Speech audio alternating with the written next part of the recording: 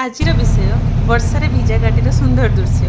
तो संबलपुर देवगढ़ जावा बाटरे पड़ुवा यह सुंदर घाटी वर्षा आसवा पर यार सौंदर्य एमती पूरा बदल जाइए। चारिआडे घुंच सबुज जंगल ताऊपर वर्षार छिटा लगुच जमी प्रकृति ता निज हाथ में यह जंगल को सजाई देइछि।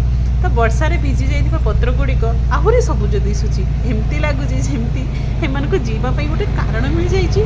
तो रास्तार जावा समय एमती दृश्य देखिले किछि समय पई गाड़ी अटकाई प्रकृति को देखा मन हुए।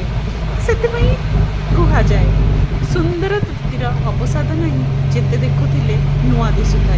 सतरे प्रकृतिर सौंदर्य केवे तृप्ति आसेनी जिते देखिले भी एमानंकु आहुरी देखा इच्छा हुए। और सहरर कोलाहल ठारू दूर में यही सबुज जंगल आ वर्षार शांत परिवेश मन को एक अलग शांति दे थाए। तो यही संबलपुर देवगढ़ जावा रास्तार जदि आपण मैंने केबे आसंती वर्षा दिन में यही सबुजिमा को निश्चय अनुभव करंतु। तो रहिली नमस्कार।